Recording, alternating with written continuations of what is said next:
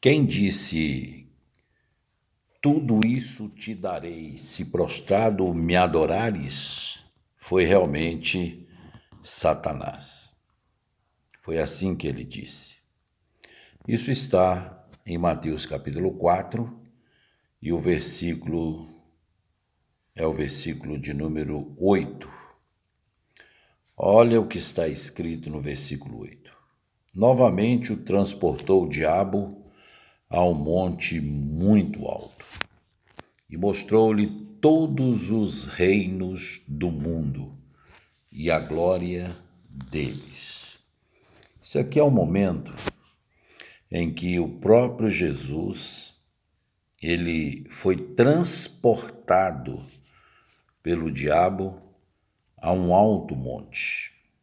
É curioso essa passagem, que no capítulo 4, versículo 1, quem conduz Jesus ao deserto é o Espírito Santo, para ser tentado.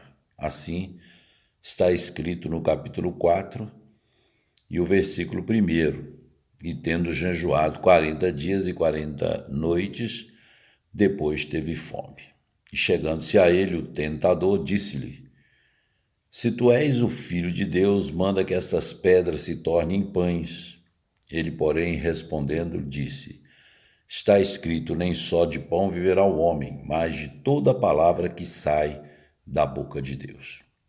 Então o diabo transportou a cidade santa e o colocou sobre o pináculo do templo e disse-lhe, se tu és o Filho de Deus, lança-te daqui abaixo, porque está escrito que aos teus anjos dará ordem ao teu respeito e tomar-te-ão nas mãos, para que nunca tropece com teu pé em alguma pedra. Disse-lhe Jesus, também está escrito, não tentarás o Senhor teu Deus. E aí entra a passagem que eu comecei a falar com vocês, que quem levou Jesus até um alto monte e mostrou-lhe, porque um alto monte é uma posição em que Jesus, ele viu o futuro, ele viu todos os reinos. Lembramos que isso aconteceu há mais de 2000 anos atrás, então dá para nós imaginarmos a grandeza desses reinos que foram mostrados para Jesus. É muita coisa. E a glória deles. Então, tudo que nós temos hoje, que é glória, que é poder, política, religião, em todas as áreas, Satanás chegou a mostrar para Jesus e ele diz, tudo isso te darei se prostrado me adorares. Então disse Jesus, vai-te, Satanás, porque está escrito, ao Senhor teu Deus adorarás e só a ele servirá. Então o diabo deixou, e eis que chegaram os anjos e o serviam. Nós aprendemos muito nessa passagem, porque a questão de riqueza, se tornar milionário, passou a ser uma febre no nosso meio, nos dias de hoje, e o diabo tem oferecido essas coisas para muitas pessoas, e elas têm abraçado e aceitado todo o projeto que Satanás tem oferecido. Seria pecado a pessoa ficar rica, milionária? Obviamente que não. Temos muitas pessoas ricas, milionárias, cristãs, mas Satanás tem seduzido as pessoas para que elas possam amar ao dinheiro, amar toda a riqueza que ela consegue ou que ela está em busca. E isso tem sido realmente um problema muito grave para a igreja nos dias de hoje. Quem ofereceu e quem disse, tudo te darei, se prostrado me adorares, foi Satanás. Você não vê em nenhuma dessas igrejas, essas igrejas chamadas igreja dos homens, campanha falando a respeito de Paulo. Vamos fazer a campanha de Paulo. Não tem. Campanha de Pedro, campanha de Estevão. Por que não tem? Porque foram mártires, final de vida de sofrimento, de muita luta. Eles não buscaram nenhuma riqueza, não alcançaram nenhum sucesso nessa área, a não ser pagando com a própria vida. Mas você vai encontrar campanha de Abraão, de Isaac, Jacó, Salomão. Então são tantas campanhas de Salomão e as pessoas se envolvem completamente nessas campanhas, essas igrejas, chamada Igreja dos Homens. E é assim que acontece. E isso tem tornado um prejuízo para a igreja, porque as pessoas veem pela televisão, ouvem no rádio, cartazes, outdoor, livros, e isso vai mexendo com a fé de muita gente simples, que nunca será milionária, mas fica pensando, será que Deus não ama essa pessoa e ama outras pessoas que conseguiram seus sonhos? Por isso que é bom separar as coisas, evitar que membros da igreja se sinta desconfortável com uma visão tão errada. Porque quem prometeu, tudo te darei, se prostrados me adorares, foi o próprio Satanás. E eu vejo as pessoas de vários ministérios, e um desses ministérios é uma igreja universal, uma das grandes igrejas no Brasil e no mundo, com uma missão tão maravilhosa, chamado tão forte para esse ministério, que era difícil as igrejas cristãs nos anos 80 entrar na TV. E a Igreja Universal, ela foi realmente uma das pioneiras, né?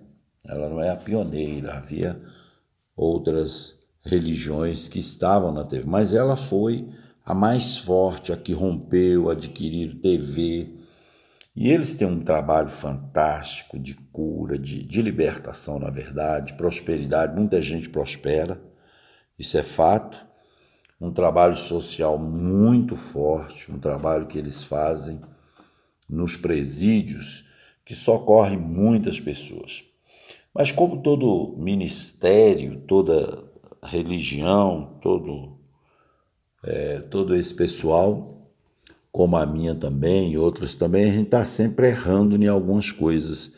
E eu vejo que eles, de fato, exageram quando os seus membros das suas respectivas igrejas vão dar os seus testemunhos, que são impactantes.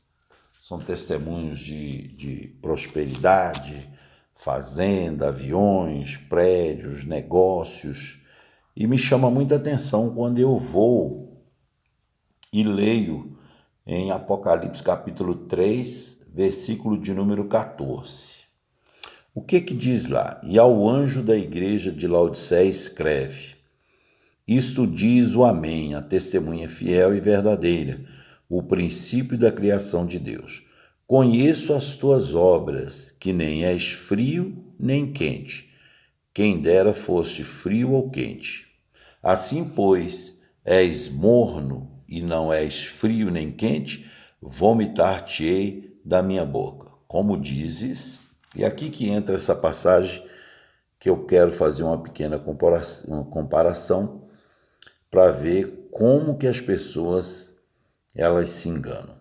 Como dizes, rico sou e estou enriquecido, e de nada tenho falta, e não sabes que és um desgraçado e miserável, pobre, cego e nu.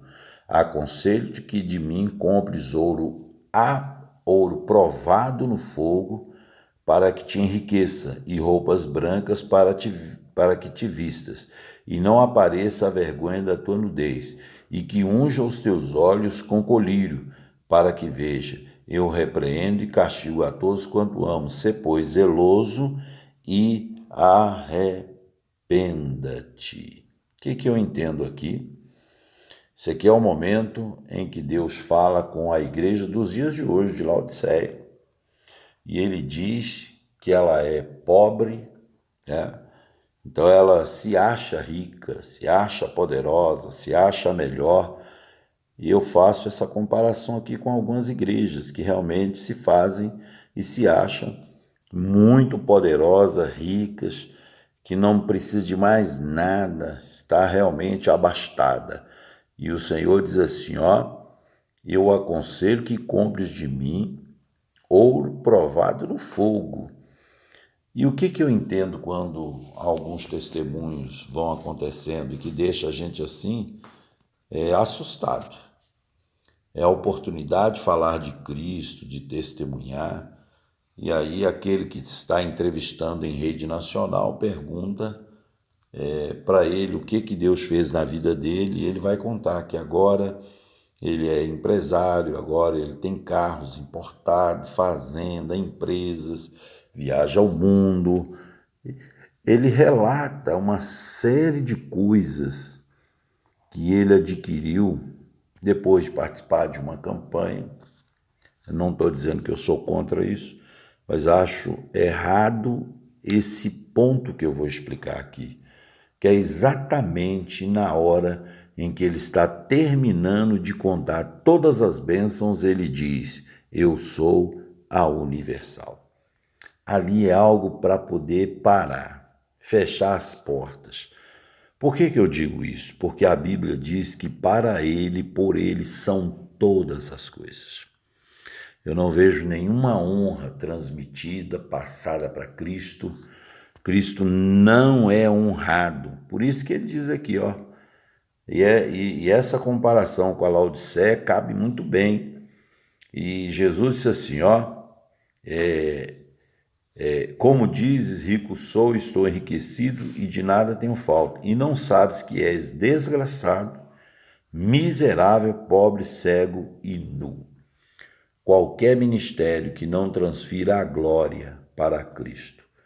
João Batista é um exemplo para que todos nós aprendamos sobre isso. João Batista diz, convém que Jesus Cristo cresça e que eu diminua cada vez mais. Assim nos ensinou João Batista.